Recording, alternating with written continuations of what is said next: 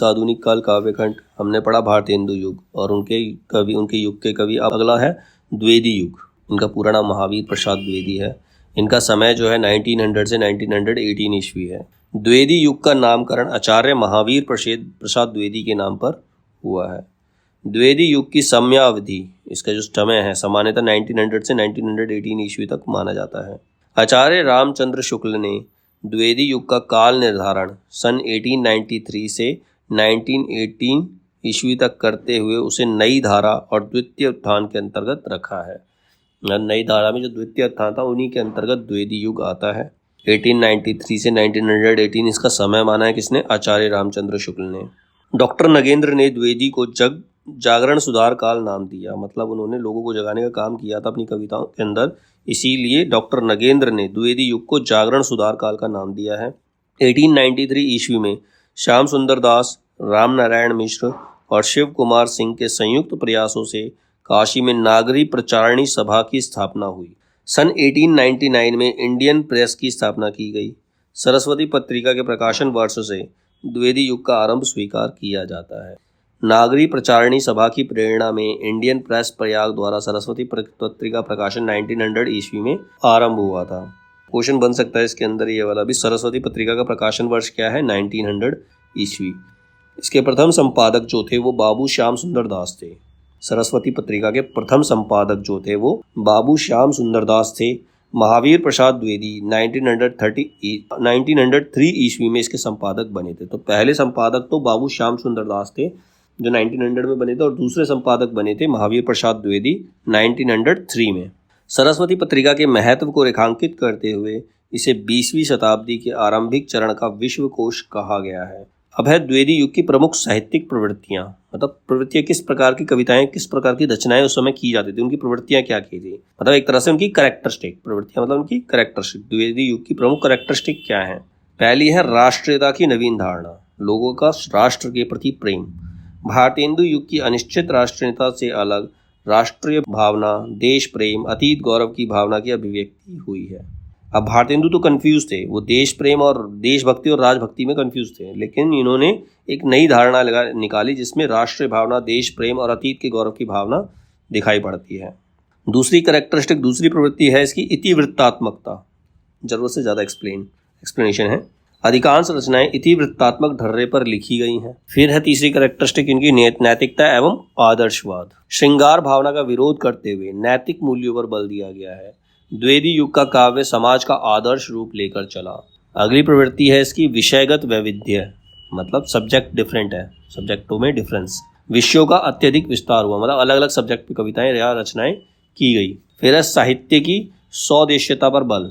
साहित्य को मनोरंजन और उपदेश का माध्यम स्वीकार करते हुए सौदेश्य लेखन पर बल दिया गया। मतलब ठीक है, साहित्य जो है मनोरंजन और उपदेश का माध्यम है, लेकिन फिर भी कोई भी रचना अगर की जाती है तो उसका एक उद्देश्य होना चाहिए। बिना उद्देश्य के कोई भी रचना नहीं लिखी जानी चाहिए। उसको बोलते हैं साहित्य की सौदेश्यता पर बल। काव्य रूप की विविधता, मतलब डिफरेंट उसके अंदर चीजें आनी चाहिए, जैसे खंड काव्य, महाकाव्य, प्रबंध रूपों के साथ प्रगीत मुक्तकों की भी रचना हुई। तो ये इसकी कैरेक्टरिस्टिक थी द्विवेदी युग की साहित्य की। तो ये द्विवेदी युग की प्रमुख साहित्यिक प्रवृत्तियां हैं। इसके बाद है द्विवेदी युग के प्रमुख कवि और उनकी रचनाएं। तो पहले कवि का नाम दे रखा है और उसके बाद दूसरे कॉलम में उनकी रचनाएं हैं। पहले हैं श्रीधर पाठक। इनका समय 1859 से 1928, 1859 से 1928। इनकी मौलिक रचनाएं हैं मनोविनोद 1882, बाल भूगोल 1885, जगत सच्चाई सार 1887, गुणवंत हेमंत 1900, धन विजय 1900, कश्मीर सुषमा 1904, आराध्य शोकांजलि 1905, जॉर्ज वंदना 1911, वनाष्टक 1912, भक्ति विवाह 1913, देहरादून 1915, श्री गोखले प्रशस्ति 1915, श्री गोखले गुणाष्टक 1915, सांध्याटन 1918, भारत गीत 1928 और लास्ट है इनकी स्वर्गीय वीणा। अब ये तो इनकी मौलिक रचनाएं हैं। मौलिक रचना के बाद इनकी अनुदित रचनाएं भी हैं जिनको उन्होंने प्रेरित किया है, जो उनसे प्रेरित होकर रचनाएं लिखी गई हैं। और इसमें अब 3 कॉलम बनाए गए हैं। अनुदित रचनाएं जो प्रेरित होकर लिखी हैं, और मूल रचना किससे प्रेरित हुई वो मूल रचना है, और अनुदित भाषा और शैली कैसी। 3 कॉलम बना दिए अनुदित रचनाओं के। पहली है गडेरिया और दार्शनिक, ये लिखी गई थी शेफर्ड एंड फिलोसफर को बेस मान करके, ठीक है। दूसरी ऋतु संहार, ये ऋतु संहार जो कालिदास ने लिखी थी उससे अनुदित रचना है ये, और इसकी जो भाषा है वो ब्रज भाषा एवं खड़ी बोली है। एकांतवासी योगी 1886 में थी अनुदित रचना, और ये किससे अनुदित थी, हर्मिट से, गोल्डस्मिथ ने जो लिखी है हर्मिट। इसकी भाषा खड़ी बोली, लावनी व ख्याल। फिर अगली रचना है उजड़ ग्राम 1889, और किससे प्रेरित है ये, डेंजरटेंट विलेज जो गोल्डस्मिथ ने लिखी है, और इसकी भाषा ब्रज भाषा है। श्रांत पथिक 1902, ये जो प्रेरित है किससे, ट्रैवलर से। ट्रैवलर भी गोल्डस्मिथ की रचना है, और इसमें जो भाषा ली गई है वो खड़ी बोली और रोला छंद लिया गया है। ये थे श्रीधर पाठक के बाद आए नाथुराम शर्मा, जिनको शंकर के नाम से भी जानते हैं। इनका समय है 1859 से 1932। इनकी 4 रचनाएं हैं। पहली रचना है अनुराग रत्न, दूसरी शंकर सरोज, तीसरी गर्भदंडा रहस्य प्रबंध काव्य है एक, फिर शंकर सर्वस्व 1951 में आया था। अगले हैं महावीर प्रसाद द्विवेदी, इनका समय 1864 से 1938। अब इनका मौलिक काव्य, अनुदित काव्य और आधार ग्रंथ दे रखा है। पहले मौलिक काव्य का है इनका। मौलिक काव्य है काव्य मंजूषा, सुमन 1923, कान्य कुब्ज अबला विलाप, देवी स्तुति शतक, कान्य कुब्ज वलिव्रतम और कविता कलाप, ये 1999 ये इनके मौलिक काव्य हैं। अब अनुदित काव्य कौन सा है, अनुदित काव्य है विनय विनोद, और इसका आधार ग्रंथ क्या है, भर्तृहरि के वैराग शतक का दोहों में अनुवाद। विनय विनोद में भर्तृहरि एक राजा थे, उन्होंने वैराग लिया था भर्तृहरि ने, ठीक है, तो उनके वैराग के रिलेटेड दोहों का अनुवाद इसके अंदर किया गया विनय विनोद के अंदर। विहार वाटिका, इसका आधार ग्रंथ है जयदेव कृत गीत गोविंद का संक्षिप्त अनुवाद। ऋतु तरंगणी, इसका आधार ग्रंथ है कालिदास के ऋतु संहार का छाया अनुवाद। चौथी है गंगा लहरी, इसका आधार ग्रंथ पंडित राज जगन्नाथ की रचना गंगा लहरी का सवैया छंद में अनुवाद, ये इसका आधार ग्रंथ है। फिर है स्नेहमाला जो है इसका आधार ग्रंथ भर्तृहरि का कृत श्रृंगार शतक का दोहा छंद में अनुवाद है। और छठा कुमार संभव सार जो 1902 में आया था। अगले राइटर है बाल मुकुंद गुप्त, इनका समय 1865 से 1907, 1865 से 1907। इनकी जो रचना है वो स्फुट कविता है, 1905 ईस्वी में आई थी।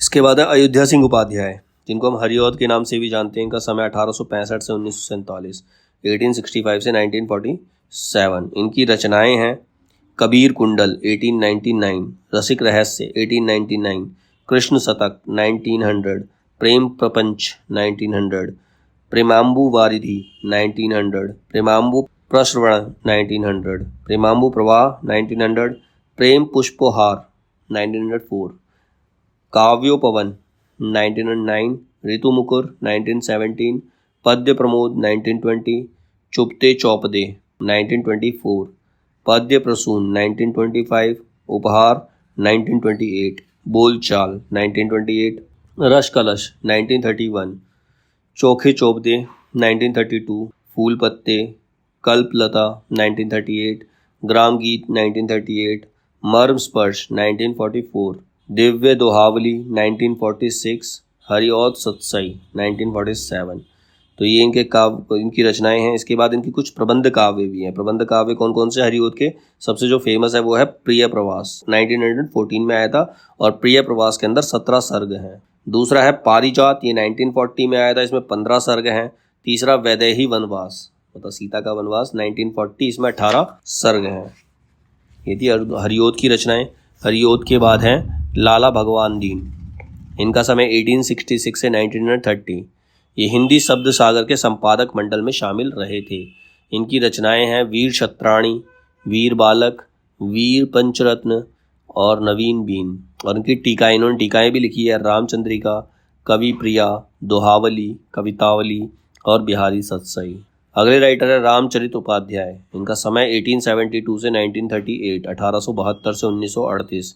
इनकी रचनाएं हैं राष्ट्र भारती, देव सभा, देवदूत 1918, देवी द्रौपदी, भारत भक्ति 1919, विचित्र विवाह, रामचरित चिंतामणि प्रबंध काव्य है, सुक्ति मुक्तावली नीति परक काव्य है, 1915 में आया था। तो ये 8 रचनाएं हैं इनकी रामचरित उपाध्याय की। अगले हैं राय देवी प्रसाद, इनको पूर्ण के नाम से भी जाना जाता है, इनका समय है 1873 से 1920, 1873 से 1920।